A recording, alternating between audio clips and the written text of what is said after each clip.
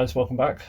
Right, so today, as you will see in the next clip, I've had a few issues with one specific bolt. Grind this bolt off to get the airbox out so I can then remove the whole of the rear subframe and pull everything else out. Battery box is out, the airbox is out. I've got some parts that are ready to go on. I'm waiting for those to turn up actually. But what I didn't do in the last video was show you these other parts. So I bought this brand new oil filter. Got that's ready to go. Let's see a battery, brand new battery that I got at the MCN. So that's ready to go in. This is the battery compartment, if you like, part of it anyway. It's filthy dirty, so I'm going to give that a damn good clean. This is still just about serviceable. That just fills in the gaps around where the battery compartment is. Flat for the battery. I suppose that's just to protect it against excess water and all the sorts.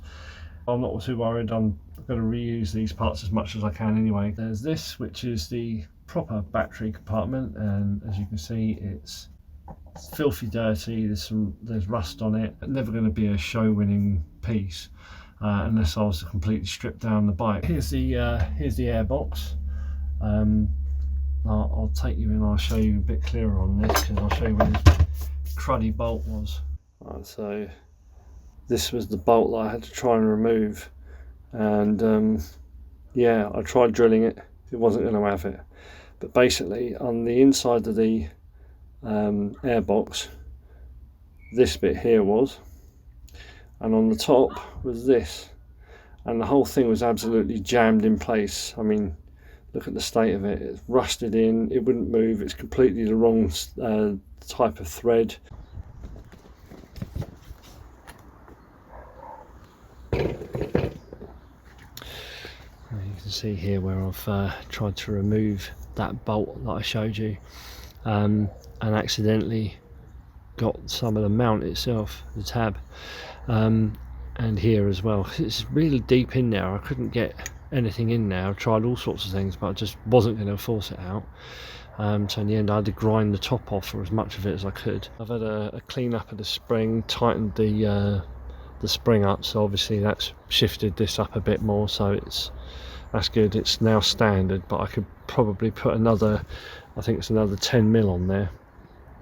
The carb's still in place at the moment, but that'll be one of my next jobs to do. Taken off the exhaust. I had such a good way of doing it last time with the Harpec. I'm going to try it again.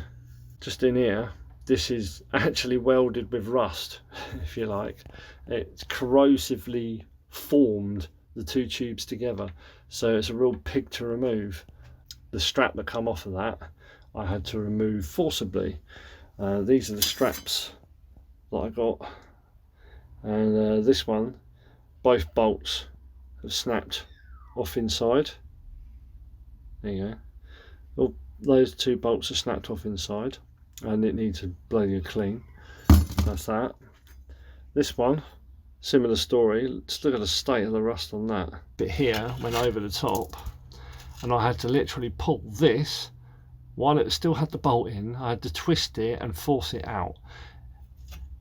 That was one of the original battery from the bike, and it's knackered. It's just all the cells inside are completely toast. It's like gel inside, so yeah, that's no good. Got the leg shield off. Got to give that a bit of a clean up. Probably spray it with some VHT.